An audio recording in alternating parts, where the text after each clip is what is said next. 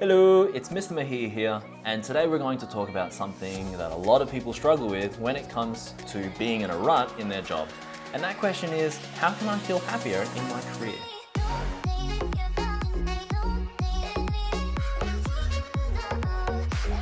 Now, one of the most common reasons for feeling in a rut is because they have forgotten to smash the like button for the YouTube algorithm. There you go. You feel a lot better now, right? Nah. For reals though, feeling happy or fulfilled in one's career is very important, especially since from the age of your early 20s all the way up to the age that you retire, which is roughly around 60 to 65, you're going to be working for around 40 years of your life. That is a lot of time. And so it's completely understandable that there is a need to feel happy in your careers.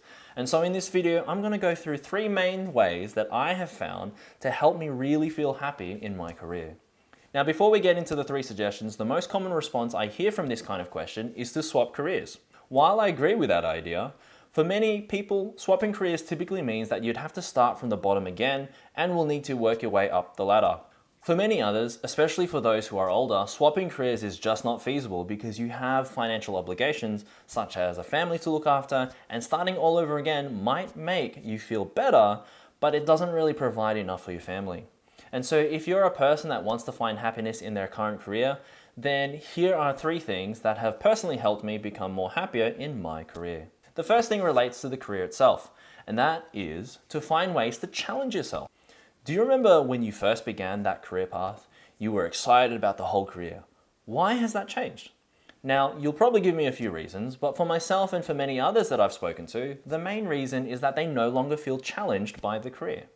You either find everything repetitive to the point that you feel like your brain is on autopilot, or that all of the potential challenges are just way too difficult or too far out of your reach that you just don't have the motivation to reach for it.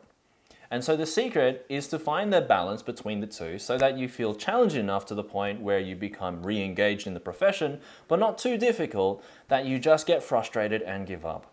But how do you find this? Well, the answer really comes down to making a conscious effort and focus on trying to improve your own personal development in that career.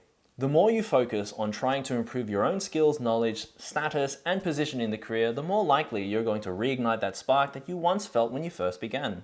And so the take-home message for this one is to find a way to challenge yourself. Now, the second way is to network with like-minded colleagues. Anyone who has been in the workforce for several years can easily attest to the fact that the people you work with or associate with can make or break the job and even the career. If you are surrounded by colleagues who do nothing but complain about anything and everything and see the career in a pessimistic light, naturally it's going to rub off you as well. In contrast, if you surround yourself and network with people who have similar ambitions and think highly of the profession, naturally you're going to think of the profession in a better light, which in turn helps you become more happier in that career. And so I'd ask the question, what kind of people are you surrounding yourself with? Are you surrounding yourself by people who bring the profession down, or are you surrounding yourself by people who bring the profession up? Ask yourself that personal question and then make changes accordingly. Now, the last thing that has really helped me is to try and innovate something in your job. In other words, to try and create something that will improve the way you complete your job or the job of your colleagues. By doing so, you have created a little project or a personal project that you have ownership over, which in turn develops into this feeling of pride in your own work and career. The problem that I find many people have is that one of the main reasons why they're bored at work or that they're just not happy is that they feel that every day is the same day. It becomes very repetitive. The days become so repetitive. The days become so repetitive.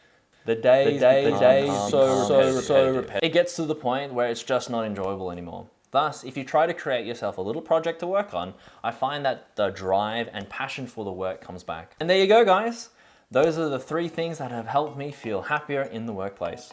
Now, if you try these and you find great benefit from it, fantastic. Let me know your story because there are very few other things that are better than hearing a success story. And that being said though, if you've tried these things and it's just not working, then maybe it is time for a career change. And so I wish you all the best. And so to finish off, if you like this video, please make sure you give it a thumbs up and just make sure you've subscribed if you haven't already done so. And with that, I'll catch you in the next video.